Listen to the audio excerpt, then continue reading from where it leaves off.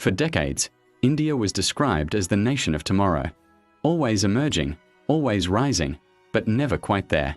Fast forward to 2025, and that story has flipped. India is no longer just a rising power, it's arrived.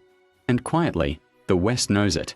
From record-breaking economic growth to billion-dollar tech giants, from military parades showcasing nuclear missiles to rockets lifting off into space, and from CEOs of the world's biggest companies to the youngest workforce on the planet, India has become impossible to ignore. And that's where the secret fear begins. Because for the first time in centuries, the balance of global power no longer rests solely in Western hands. India now combines economic muscle, military modernization, demographic power, technological dominance, and diplomatic influence in a way that directly challenges Western hegemony. So, why is the West suddenly terrified of India in 2025? Let's break down why this year marks a historic turning point. In 2025, India has crossed a milestone the West thought would take decades longer. The country has officially overtaken both Japan and Germany to become the world's third largest economy in nominal GDP. In terms of purchasing power parity, India already sits comfortably at number 2, just behind China. This isn't just a statistic, it's a signal. For the first time in modern history, the commanding heights of the global economy are no longer dominated exclusively by Western nations. Trade flows that once funneled primarily between North America and Europe are now being redirected into the global south. And at the center of that network is India. Its influence stretches across Africa, the Middle East, and Southeast Asia, where Indian companies are building infrastructure, investing in digital services, and securing long-term energy partnerships. But perhaps the biggest shock to Western capitals is not just India's rise, it's their dependence on it. As multinational corporations diversify away from China under the China Plus One strategy, India has emerged as the obvious choice. Apple now manufactures iPhones in Indian factories. Tesla is eyeing large-scale production in Maharashtra, and Samsung has already set up some of the world's largest mobile phone plants in Noida. For decades, the West relied on China as the workshop of the world, but in 2025, India is stepping into that role. And it's not just electronics or cars, pharmaceuticals are the ace card. Known as the pharmacy of the world, India supplies more than 60% of global vaccine demand and produces low-cost generics that keep healthcare systems in the US and Europe affordable. In a quiet but undeniable way, the health of Western citizens depends on Indian factories. This shift has created a new fear in the West, the fear of losing leverage. The old vision of India as a junior partner eager for Western approval has evaporated. Today, India can balance relationships across the global chessboard, trading oil with Russia, developing tech partnerships with the US, buying defense equipment from France, and investing in Africa alongside China. By being indispensable to everyone, India has positioned itself in a way where no single bloc can pressure it without facing consequences. And that's the real nightmare for Washington, Brussels, and London. The realization that India no longer needs to be told what role it should play. It now has one of India's greatest strengths in 2025 is not found in its factories, offices, or even in its military bases, it's found in its people. With a median age of just 28, India is officially the world's youngest major economy. Compare that to the United States, where the median age hovers around 38, or Europe, where it's closer to 44. While Western societies are graying, spending more on pensions and healthcare, India is in its demographic prime. Its workforce is expanding, energetic, and ambitious. This youthful advantage doesn't just mean more workers, it means more consumers, more innovators, and more energy driving the global economy forward. For much of the 20th and early 21st centuries, India's brightest minds left for opportunities abroad. Silicon Valley, London, and Toronto were built in part by Indian engineers, doctors, and entrepreneurs. But in 2025, that story is changing. The so-called brain drain is becoming a brain gain. Thanks to the explosive growth of India's digital economy and startup ecosystem, many of those same engineers and entrepreneurs are now choosing to stay, or return, to cities like Bangalore, Hyderabad, and Delhi. Entire sectors are booming. Artificial intelligence, fintech, biotech, and even space technology are being developed by Indian-founded companies that no longer need to rely on Western investors or labs. The world once feared a made-in-China wave. Now, it is bracing for a designed-in-India revolution. And this is where the West begins to feel the chill. For decades, its innovation monopoly rested on attracting global talent, much of it Indian. After all, Indian-born CEOs already run tech giants like Google, Microsoft, Adobe, and IBM. But what happens when that talent stops leaving? What happens when India not only supplies the talent but also builds the companies? For Washington, Brussels, and London, this isn't just about economics. It's about losing the very foundation of technological dominance. The West knows that innovation is power, and in 2025, India is no longer handing that power away. Of course, economic growth and demographic power mean little without security, and here too, India has transformed. By 2025, India has become the third largest defense spender in the world, trailing only the United States and China. But this is not just about buying more weapons, it's about modernizing an entire military machine. India's Navy now operates multiple aircraft carriers and nuclear submarines, giving it blue water capabilities that stretch across the Indian Ocean and into the Pacific. The Air Force fields a combination of advanced Rafale jets, indigenous Tejas fighters, and plans for future fifth-generation aircraft.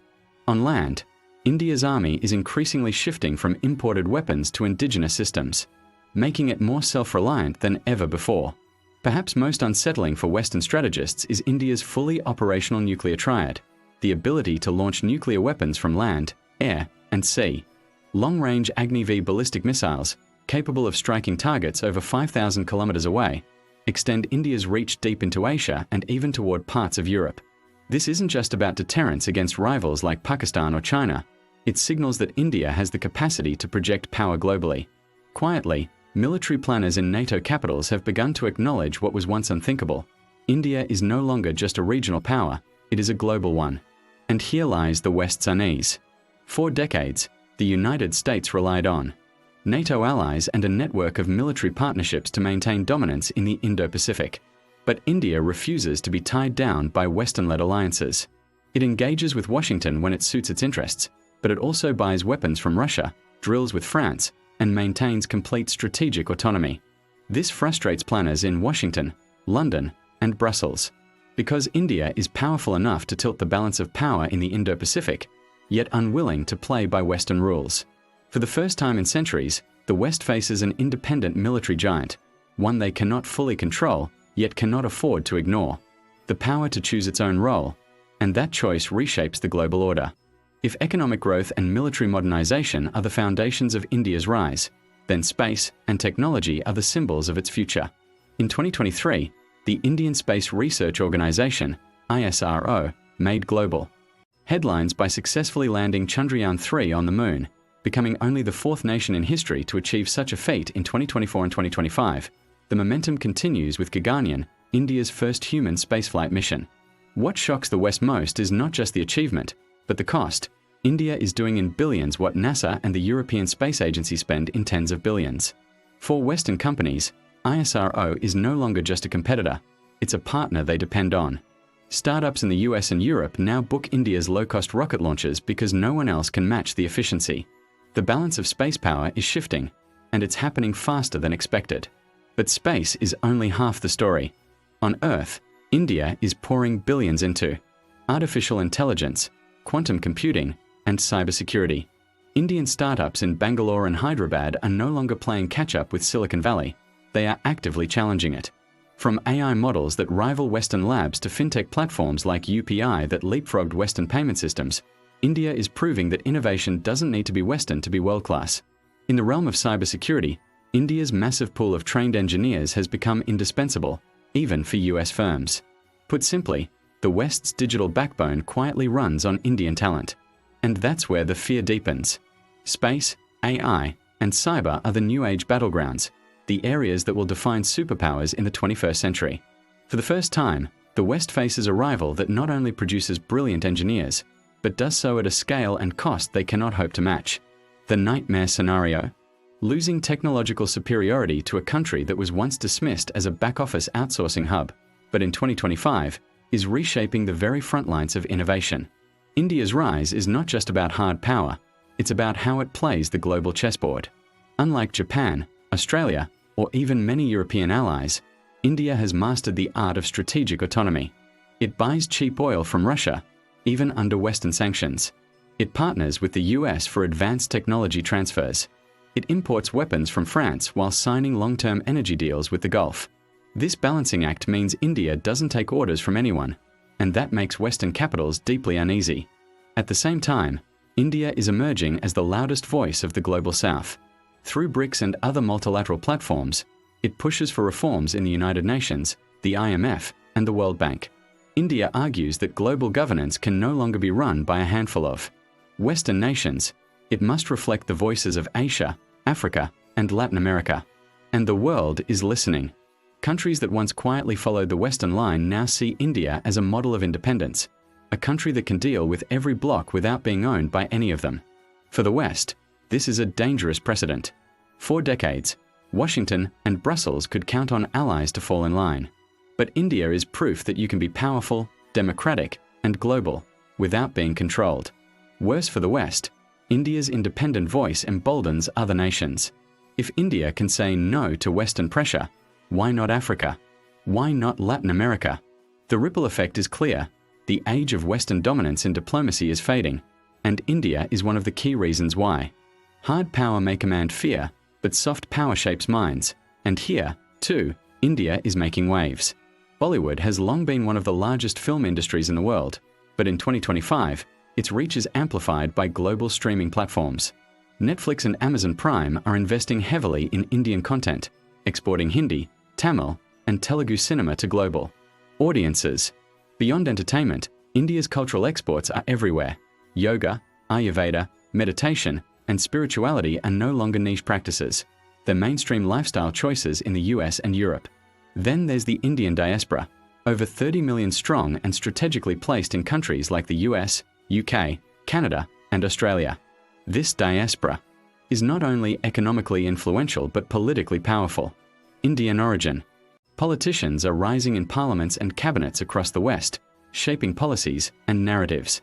From Silicon Valley boardrooms to British Parliament benches, Indian voices are louder than ever.